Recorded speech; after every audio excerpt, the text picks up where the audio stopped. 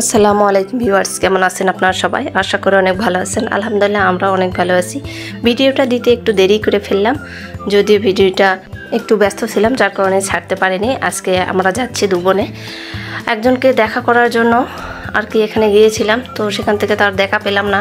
অবশেষে মন খারাপ করে সেখান থেকে চলে আসতেছি বলতে আরেকটা জায়গায় যাব। তাই বোনের উদ্দেশ্যে দুই বোনে আবারও রিক্সা করে বেরিয়ে পড়লাম। যাচ্ছি নওগাঁ বাণিজ্য মেলার দৃশ্যটি ঘুরে দেখব, এরকম একটা ব্যাপার। অনেক দিনই লেগেছে, আমি যেতে একটু দেরি করে ফেলেছি, যদিও আমার হাজব্যান্ড নেই, তাও একটু মন খারাপ ছিল। 3টে বাজে, 3টের সময় কি পরিমাণ রোদ বেরিয়েছে দেখতেই পাচ্ছেন। মুখ চোখ একদম পুড়ে যাচ্ছে, এরকম একটা অবস্থা। দোকানপাটও সেরকম বসেনি। এই সময় আসলে বিকেলবেলা আমার একটু কাজ ছিল, যার কারণে যেতে পারবো না। তো এই ফাঁকে বোনকে নিয়ে একটু ঘোরার জন্য চলে আসলাম। আছে তো আমার ছেলে মেয়ে বাচ্চা কাচ্চারা, যাদের আনন্দে আমি আনন্দিত থাকি সবসময় আর কি। ওদেরকে দেখানোর জন্য আর কি নিয়ে আসা। যদিও লাইটিং তো রাতের বেলায় বেশি ভালো সুন্দর আর দেখায় আর কি। তো আমি আসলে ওর বাবা নেই, যার কারণে রাতে নিয়ে আসতে পারবো না, যার কারণে নিয়ে আসলাম।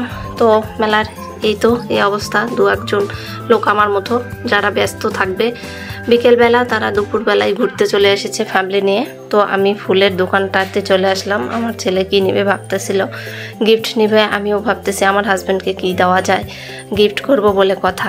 তো খুঁজতেছি, ও যদিও পুতুল টুতুল এইসব ভালোবাসে না, ফুল বা অন্য কিছু গিফট করব। তাই এই দোকান ও দোকান আমি খুঁজতেছিলাম গিফট। আর ছেলেমেয়েরা এই ফাঁকে খেতে বসে পড়েছে, ওরা খাবে ফুচকা। তো অপেক্ষা করলাম কিছুক্ষণ, এরপর ফুচকা দিয়ে ফেললো। খাওয়াচ্ছি ওদেরকে। আমি আসলে যেই সময় গিয়েছি একদম দুপুর টাইমে, তো সেই সময় ভিড় না হওয়ারই কথা, যার কারণে একটু ফাঁকায় দেখাচ্ছে। আমি একটু সংসারী টাইপের।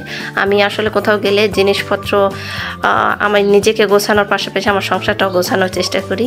সেই কেনার জন্য চলে গেলাম একটু এই দোকান থেকে ওই দোকান। এরপর আমার বোন সব বাচ্চাদেরকে কিনে দিবে, প্লাস আমাকেও গিফট করবে।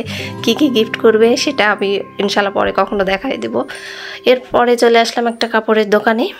দেখতেই পাচ্ছেন আমার ছেলে নিয়ে যাচ্ছে, আম্মু এটা নাও এটা নাও।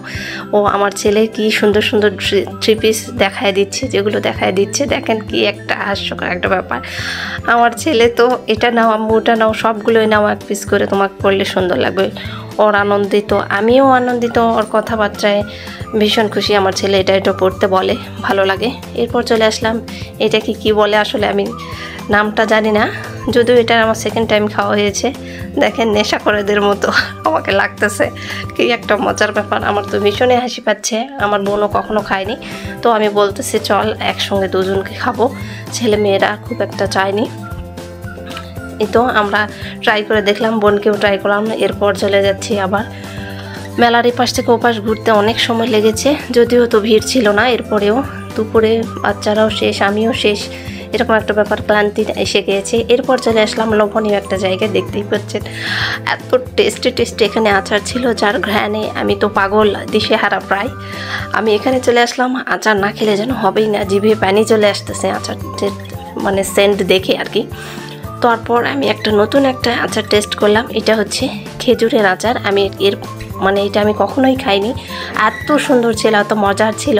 অবশ্যই মেলায় গেলে আপনারা অবশ্যই একবার হলে ট্রাই করবেন, খেজুরের আচার বলে ওটার নাম। এরপর চলে আসলাম, বাচ্চারা সব শেষে আইসক্রিম খাবে বলে কথা। ওরা আইসক্রিম খেলেও তাও আমরা কেন খাবো না, এই বলে আমরাও আবার আইসক্রিম খেয়ে নিলাম। এর ফাঁকে আমার বোন নিয়েছে পিঠা বানানোর ছাঁচ, কয়েক রকমের পিঠা বানানোর ছাঁচ নিয়েছে। এরপর আমি আমার হাজব্যান্ডের জন্য কিনেবো ভেবে একটা ব্রেসলেট চুজ করেছি। আমার হাজব্যান্ড মোটামুটি অনেক শৌখিন টাইপের। এরপর কেনাকাটা শেষ করে ফেললাম, খাওয়া দাওয়া শেষ। তো ওঠার মতো কিছুই নেই, বাচ্চাদের একটু মন খারাপ। বাচ্চারা আবার একদিন আসবে বলে আমার থেকে প্রতিশ্রুতিবদ্ধ করে নিয়েছে আর কি। তো আমি বলেছি আচ্ছা ঠিক আছে চলো আজকের মতো বাসায় ফিরে যাই। এরপর বের হয়ে পড়লাম। এসে প্রথমে একটা রিক্সা নিয়ে ফেললাম। এরপর আরও কাজ আছে যেগুলো করব বলে তাড়াতাড়ি করে ওখান থেকে বের হয়ে পড়লাম। আজকে এই পর্যন্তই। সবাই ভালো থাকবেন, সুস্থ থাকবেন। মেলার ব্লগটি কেমন লাগলো অবশ্যই কিন্তু কমেন্টে জানাবেন।